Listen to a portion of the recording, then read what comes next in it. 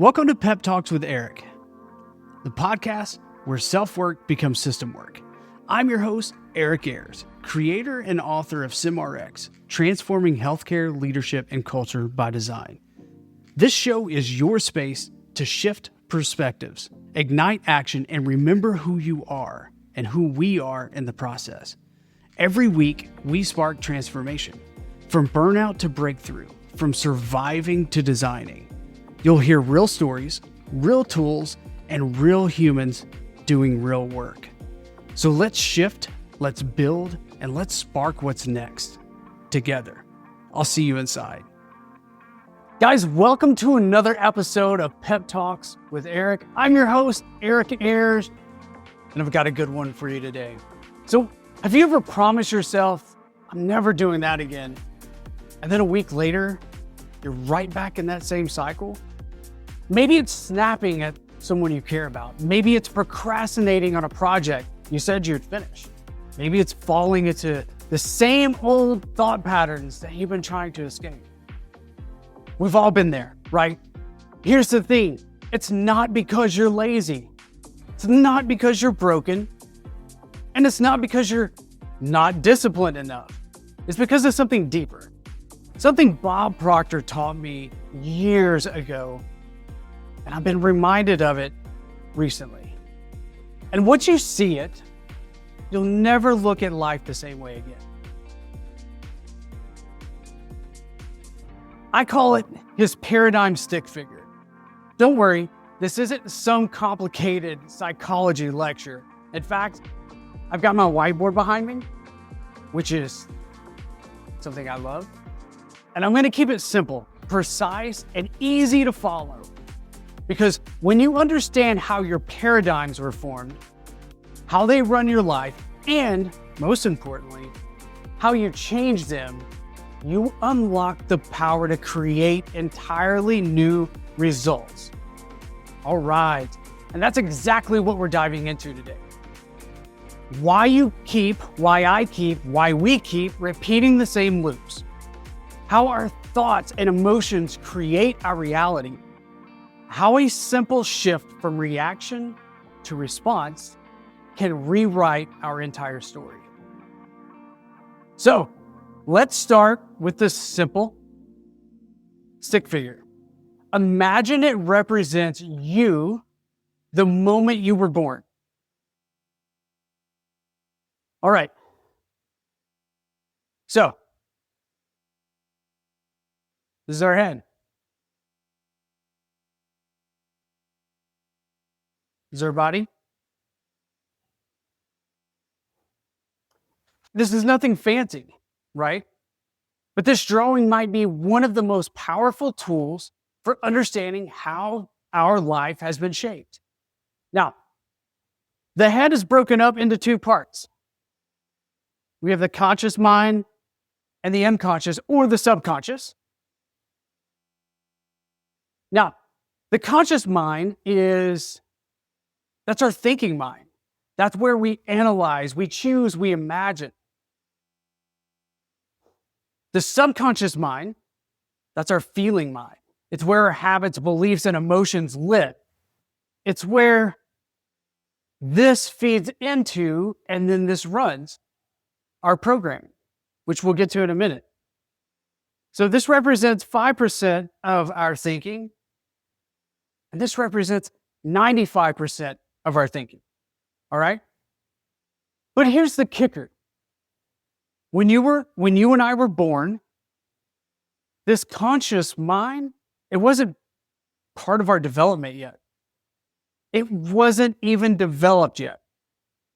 Up until between ages 5 and 8, everything just poured in directly into our subconscious mind with no filters. So think of our conscious as a filter. And prior to age 5 to 8, everything went into the subconscious mind. Our parents, teachers, environment, even things we overheard on TV poured into our subconscious programming. It's no mistake that Our grandparents would say, "Oh, I need to watch my program." Marketing has known for a really long time that messages over and over and over program our subconscious. So before age 5 to 8, all of these things that were flowing in through into our subconscious mind, they formed our paradigm.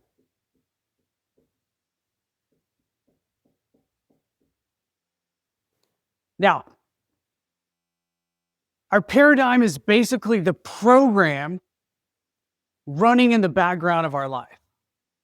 It's what determines how we think, feel, and act, and ultimately the results we get. And here's the truth. Most people never update this program. They live their whole lives running the same old patterns that got written when they were kids. Let's dive into this a bit. So let's talk about the program and how it runs our day-to-day. So again, we have the conscious, the subconscious, and how does this work? I'm glad you asked. We have 5 senses: smell, touch, see, hear, taste, right? These are information that comes in through these 5 senses. What we see, what we hear, what we touch, what we taste, what we smell.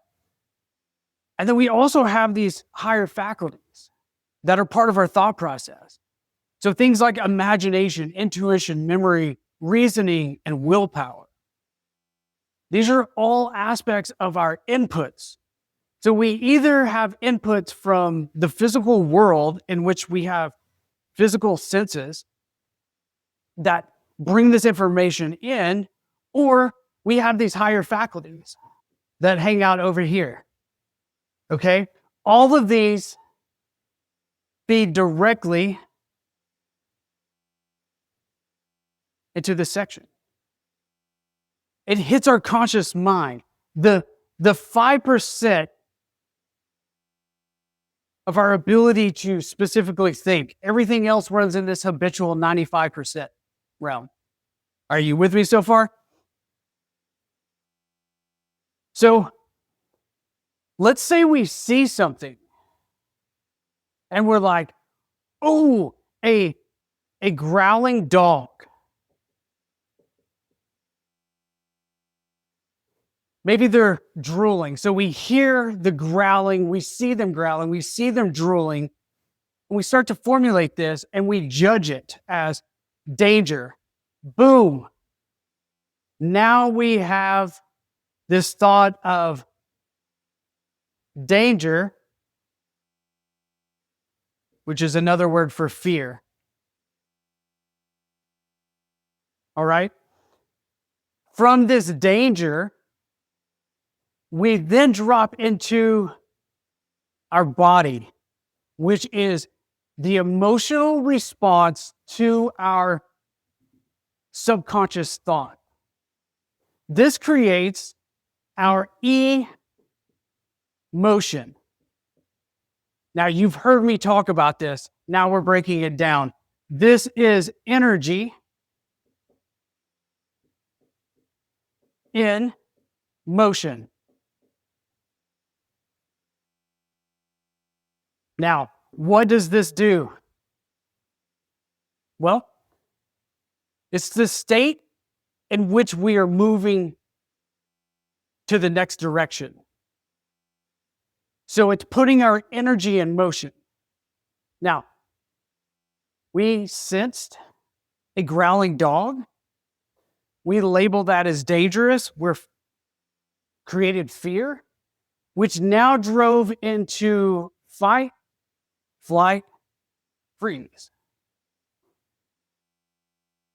This label automatically created a survival mode mechanism, which then, so survival, which then leads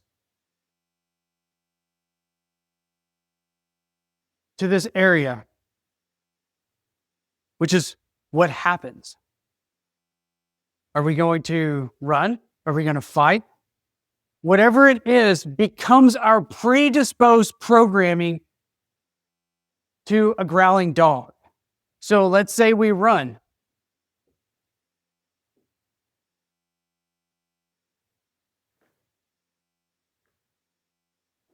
Here's the key.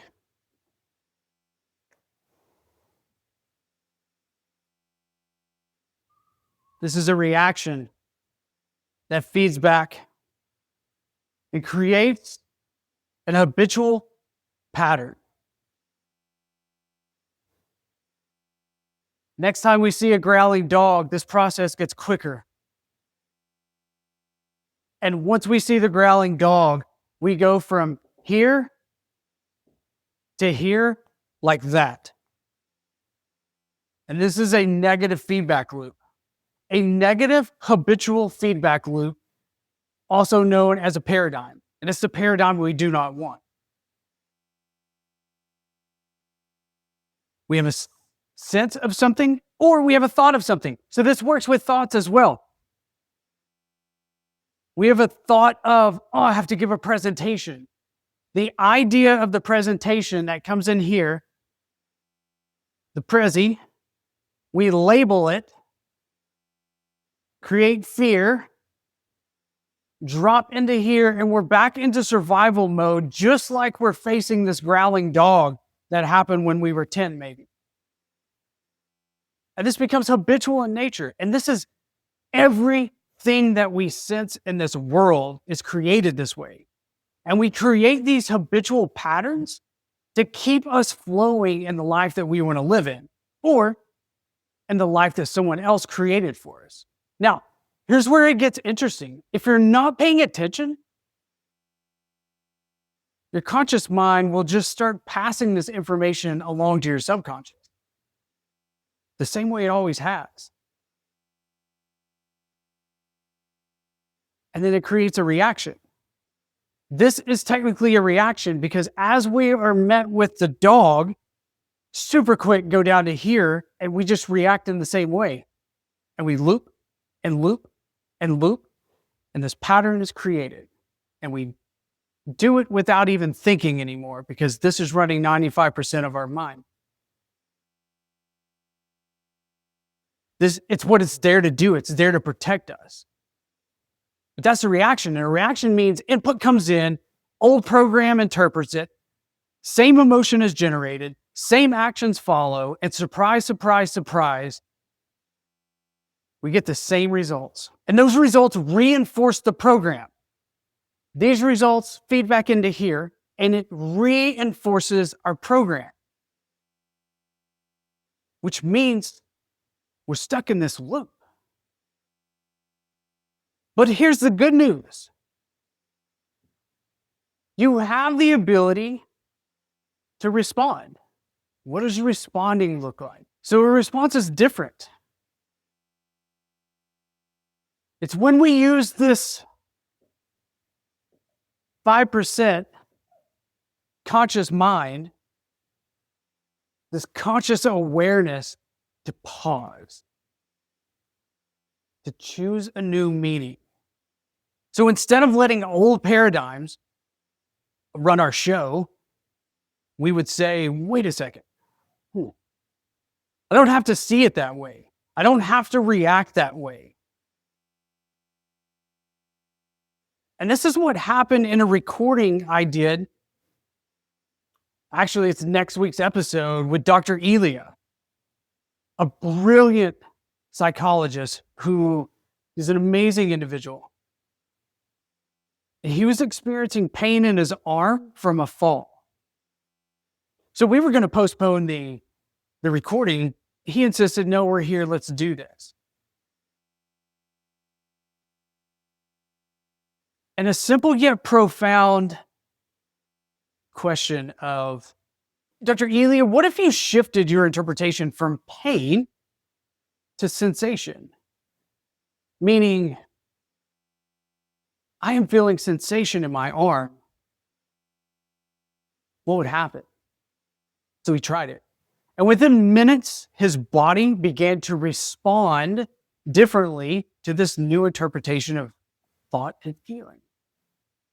And there was a significant decrease in pain that he stated. So that new choice creates a new understanding in the subconscious, which generates a new emotion, a new energy in motion, a new energy in a different direction, which drives a new action, which produces new results. And over time, that new loop becomes your paradigm. So how does it work? All right, we have our senses here, right? These are our sensor receptors. All right, so let's go back to the dog analogy. We see and hear a growling dog. Instead of relying on the chemical cocktail that is released from our previous habitual patterns, we pause.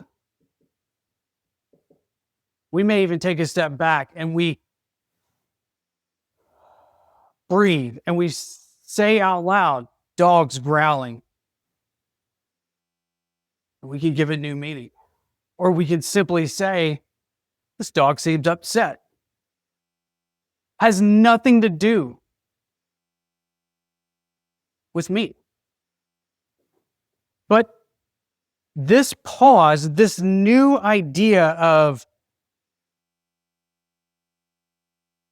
this dog, it changes my interpretation.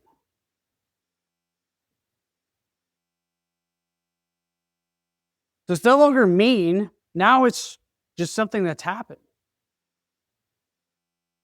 And this goes in and it shifts that chemical cocktail of fight, flight, or freeze, the survival mode.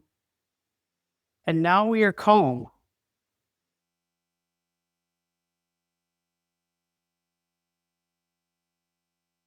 And now we're able to respond, thereby creating a different result. And in this response, we have a different reaction out here from what we're used to.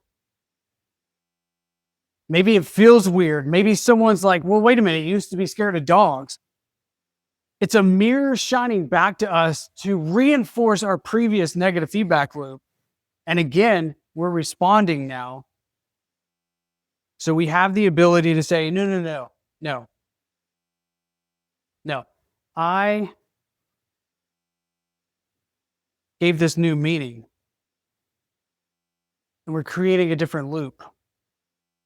We're actually changing the trajectory of how this flow was processing. We're reversing it and we're putting a new label on it. And we're going to be met back with that higher faculties, these mental faculties of intuition, imagination. And it's going to come back in our mind like, wait, no, we're scared.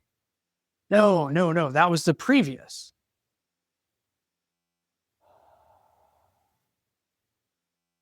I choose calm.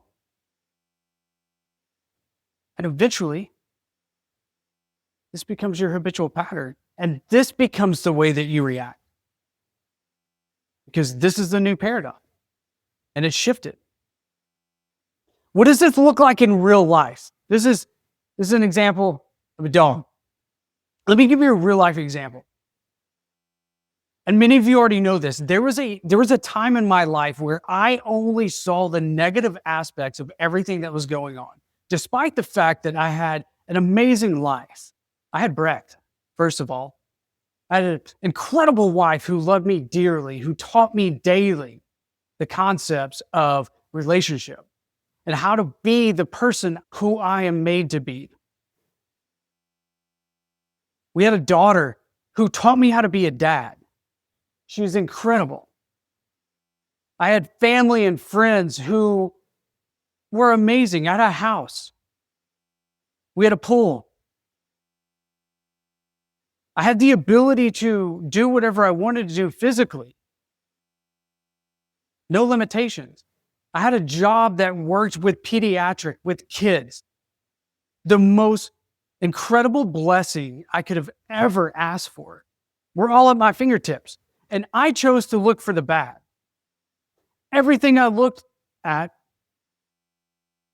was just pure crap, according to my subconscious belief. So, this led into everything. And then my wife, as many of you know, she said, hey, look for something good. Pause. When something's coming in and you're like, oh, this is bad, this is awful, oh, it's going to take so much more work, which I was recently reminded of going back to these old paradigms and these old programs. When you think it's going to suck, pause. Look for the good. Shift the interpretation that you're giving on that input, that I'm giving on that input. And just like that, it happened. And here's the amazing, fascinating thing, is when we're in this habitual feedback loop, we don't tend to see the things that are going on continuously because they're programmed, they're habitual. We don't pay attention to it. The minute you attempt to shift out of that and maybe look at the other side of the coin or look for the other meaning, it's like your world pauses. And you take off the sunglasses that you've been wearing in a dim room and you're able to see things. And so my story goes, everything I looked at, there was good. And I kept rewriting this habitual pattern over and over and over to the point of erasing the old one and creating a positive feedback loop. And then it became habitual. I didn't have to think about it. And I was able to then build upon top of that. So once I was able to see the good in everything, I was able to show others the good in everything.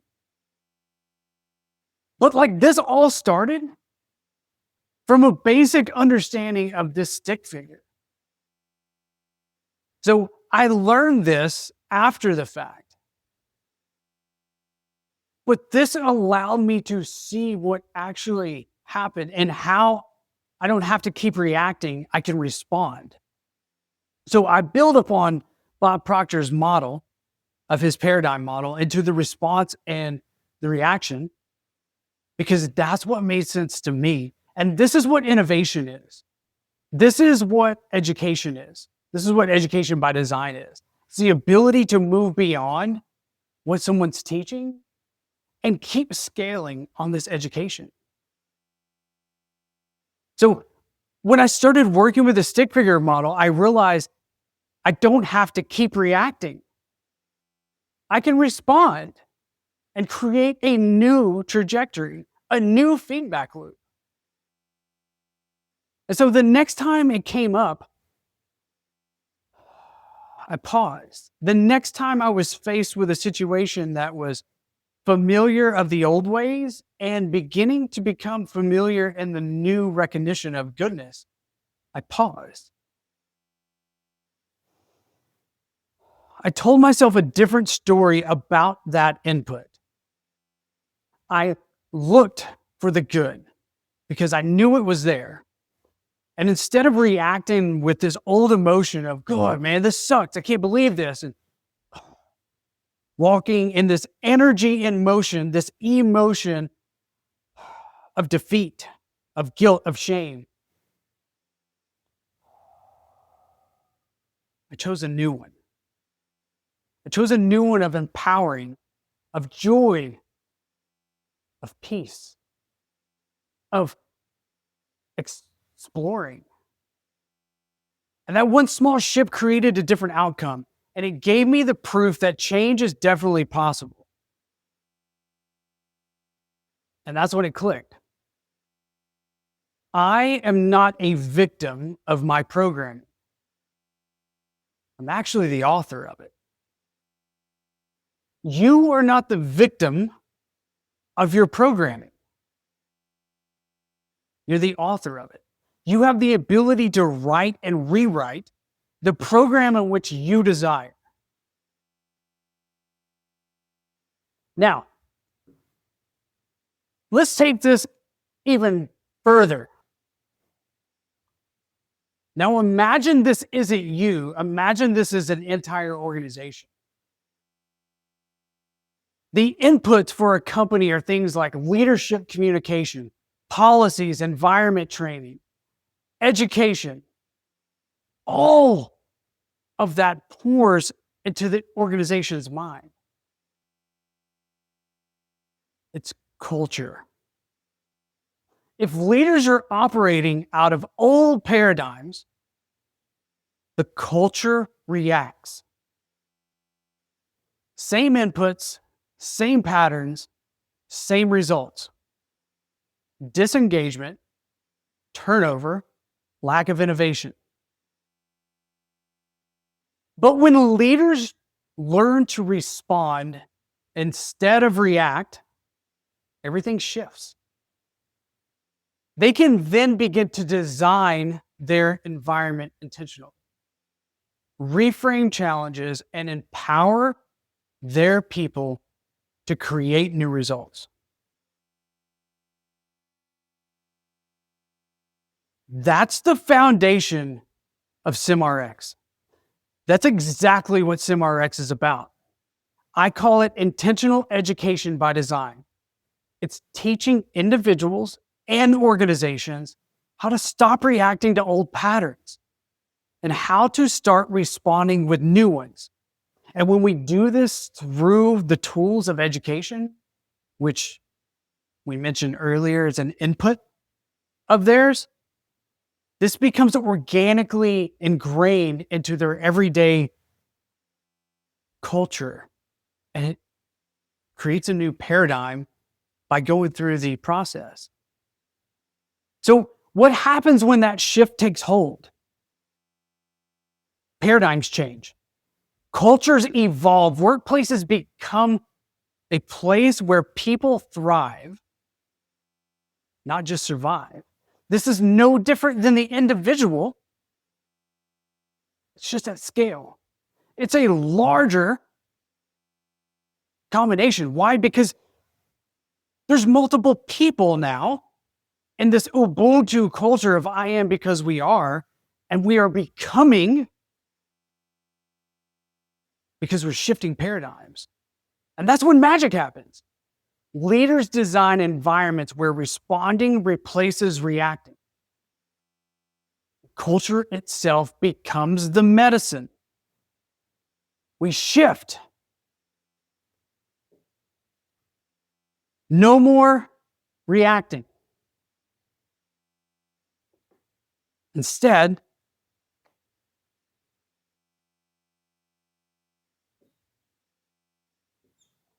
we start responding.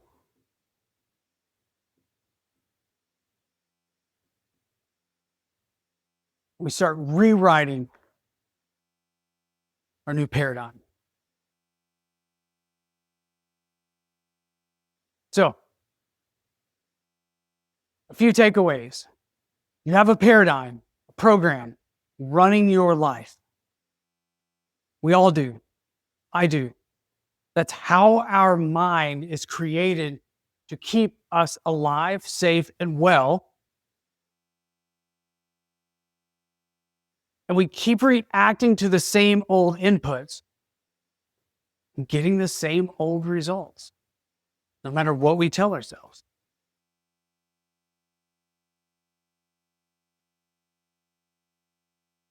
So we can pause, respond, give a new meaning to the input that's coming in, and create a new paradigm that aligns with who you actually want to be. So this week, I want you to notice just one place in your life where you tend to react on autopilot. When you notice this, pause. Choose a different interpretation, a different label of that input. If it's something you hear, a noise, if it's something you see, something you smell, you taste, give it a different meaning. And choose a different response. Let's see what happens. And if you're a leader, ask yourself, how can I design my environment so that my people are empowered to respond instead of react? I'll give you a hint. It starts with our ability as leaders to respond instead of react. But that one question is the secret to real cultural transformation. And remember, you don't have to stay stuck in old programs and old paradigms. You have full permission to write a new one. And that starts right now. I have been a fan of Bob Proctor's for a really long time. Bob Proctor has taught me so much about the power I hold within this world. Many of you have heard me talk about my Justice League of mentors or my Justice League of intangible mentors.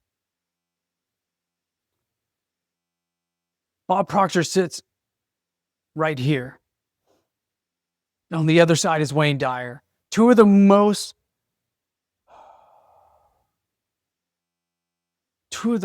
influential teachers in my life. I have one person saying right now, loud and clear, change the way you look at things, and the things you look at will change. And then I have my counterpart saying, that's how we shift paradigms. That's how we create a new way of seeing the world, is by rewriting our paradigms. And we do that by changing the way we look at things. And this is how we can change the way that we look at things. If you enjoyed this, if you found any encouragement, information, ideas, please share it. Share it with others, and let's get this movement out into the world even bigger than it currently is.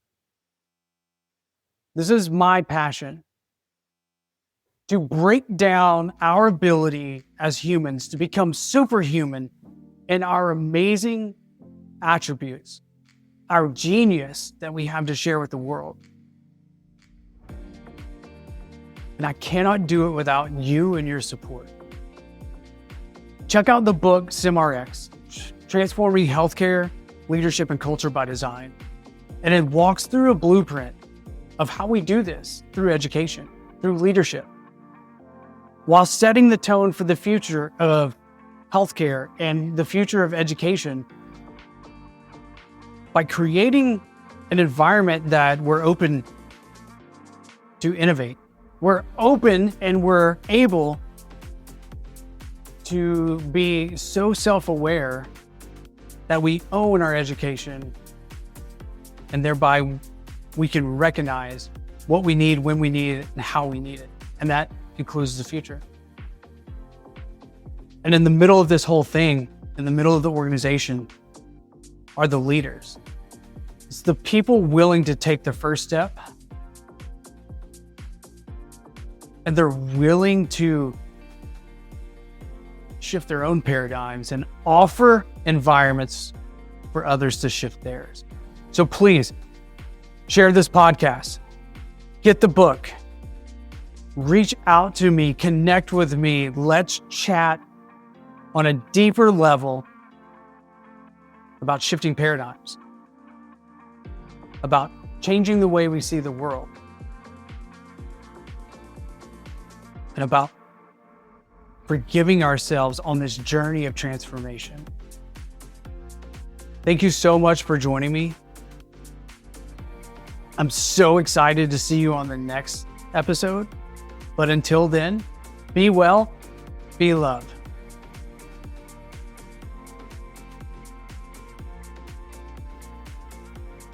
Thank you for listening to Pep Talks with Eric. If something sparked today, pass it forward. Remember to subscribe and share it with someone who needs it. Keep doing the thing. Keep showing up. You're not alone in this. And we're not whole without you. I'll see you next time.